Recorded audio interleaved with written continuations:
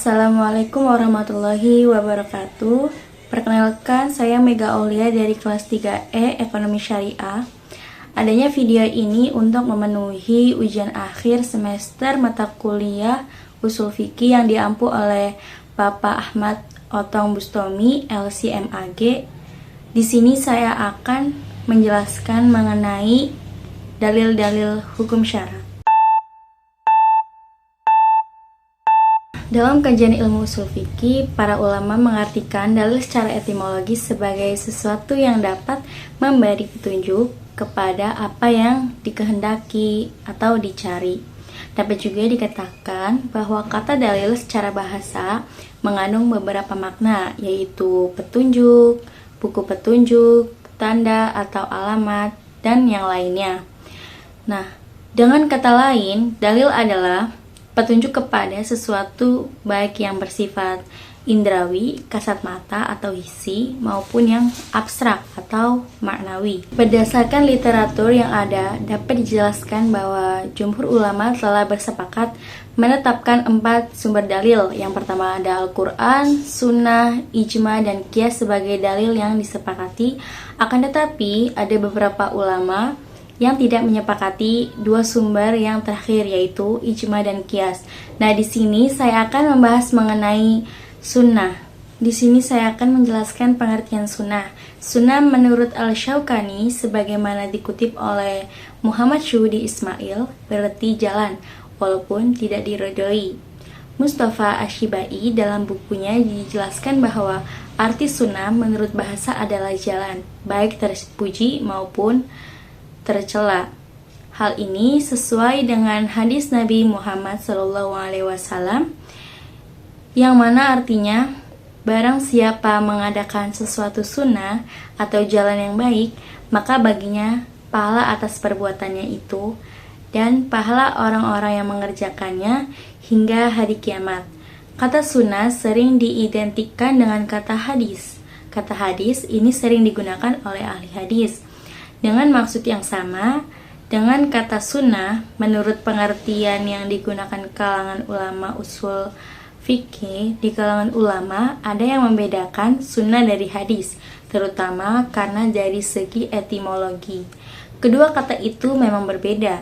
Kata hadis lebih banyak mengarah kepada ucapan-ucapan Nabi, sedangkan sunnah lebih banyak mengarah kepada perbuatan dan tindakan Nabi yang sudah menjadi tradisi hidup dalam pengalaman agama.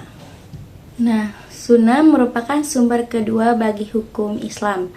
Seluruh kaum muslimin telah sepakat bahwa sunnah sebagai hujah dan sumber syariat, undang-undang, serta pedoman hidup umat yang harus diikuti. Adapun arti sunnah menurut istilah para ulama mendefinisikan. Yang pertama itu menurut ahli hadis. Menurut ahli hadis, sunnah adalah segala yang dinukilkan dari Nabi Muhammad SAW, baik berupa perkataan, takrir, pengajaran, sifat keadaan, maupun perjalanan hidup beliau, baik sebelum menjadi Rasul maupun setelah menjadi Rasul. Kemudian yang kedua ini menurut ahli usul. Nah, sunnah adalah segala yang dinukilkan dari Nabi, baik berupa perkataan, perbuatan, maupun takrir atau pengakuan yang mempunyai hubungan dengan hukum. Kemudian yang terakhir ini ada menurut ahli fikih. Sunnah adalah suatu amalan yang diberi pahala apabila dikerjakan dan tidak diberi siksa apabila ditinggalkan. Kemudian berdasarkan definisi sunnah yang dikemukakan oleh para ulama, maka sunnah dapat dibagi menjadi 3 macam. Yang pertama itu ada sunnah qauliyah. Sunnah qauliyah itu ucapan Nabi SAW yang didengar oleh dan disampaikan seseorang atau beberapa sahabat kepada orang lain.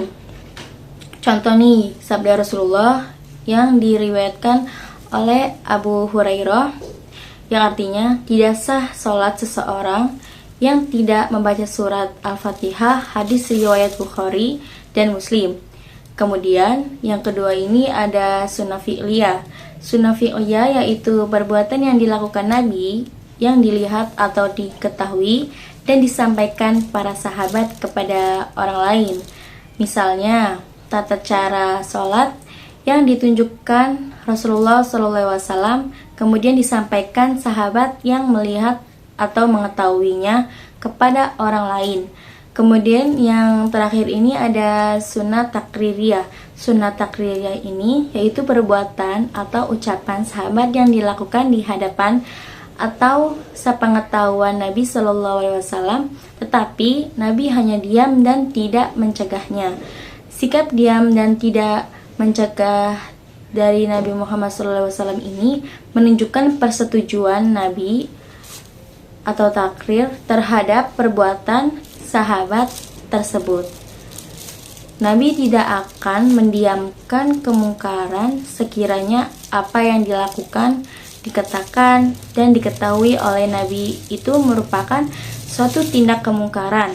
Beliau pasti melarangnya. Selanjutnya itu kedudukan sunnah sebagai dalil hukum.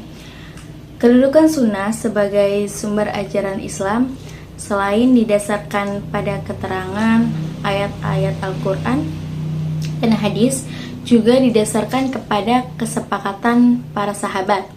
Nah, para sahabat telah bersepakat menetapkan kewajiban mengikuti sunnah Rasulullah SAW. Para ulama telah sepakat bahwa sunnah dapat dijadikan hujjah atau alasan dalam menentukan hukum. Nah, hukum-hukum yang dipetik ini atau yang dipetik dari sunnah ini wajib ditaati sebagaimana hukum-hukum yang diistinbatkan dari Al-Quran yang sesuai diungkapkan dalam Quran Surat Ali Imran ayat 32 yang artinya, katakanlah taatilah Allah dan Rasulnya jika kamu berpaling, maka sesungguhnya Allah tidak menyukai orang-orang kafir. Kemudian hubungan sunnah dengan Al-Quran. Sunnah dalam tinjauan hukum dan penafsiran dapat dilihat dari dua aspek, yaitu hubungannya dengan Al-Quran dan sunnah yang bersifat mandiri. Dari aspek hubungannya dengan Al-Quran dan sunnah adalah sumber hukum yang kedua setelah Al-Quran. Kemudian hubungan ini disebut dengan hubungan struktural. Sementara dari aspek lain, sunnah sebagai penjelas bagi Al-Quran disebut juga hubungan fungsional. Nah, di antara dasarnya adalah firman Allah dalam surat An-Nahl ayat 44 yang mana artinya, kami turunkan az-zikr atau Al-Quran kepadamu agar engkau menerangkan kepada manusia apa yang telah diturunkan kepada mereka dan agar mereka memikirkan. Selanjutnya ada fungsi sunnah terhadap Al-Quran. Sunnah sebagai bayan penjelas, bayan al-taqid, dan bayan tafsir. Bayan al-taqid berarti Nabi berperan untuk memperkuat dan menggarisbawahi kembali apa yang telah diterangkan dalam Al-Quran. Artinya fungsi Nabi dalam hal ini hanya memperkokoh dan isi kandungannya itu Al-Quran. Contoh sabda Nabi, jika kalian melihat hilal atau bulan Ramadan, maka berpuasalah. Nah, jika kalian melihat hilal atau bulan Syawal, maka berbukalah, berhari rayalah.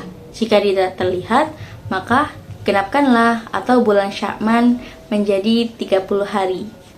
Kemudian, bayan tafsir berarti Nabi berperan untuk menjelaskan dan merinci hal-hal yang belum perinci dalam Al-Quran yang bersifat mujmal, mushtara, muskil, dan khafi. Sebagai contoh, perintah ayat-ayat Al-Quran tentang sholat, zakat, disyariatkan jual beli, nikah, hudud, dan lainnya. Sebagaimana dalam hadis tentang cara melaksanakan sholat, yaitu Shollu kama ra'aitumu sholli. Sholatlah kamu sebagaimana kamu melihat aku sholat. Kemudian yang terakhir ini ada sunnah menetapkan hukum yang tidak terdapat nasnya dalam Al-Quran. Sekian penjelasan dari saya, semoga bermanfaat. Terima kasih. Wassalamualaikum warahmatullahi wabarakatuh.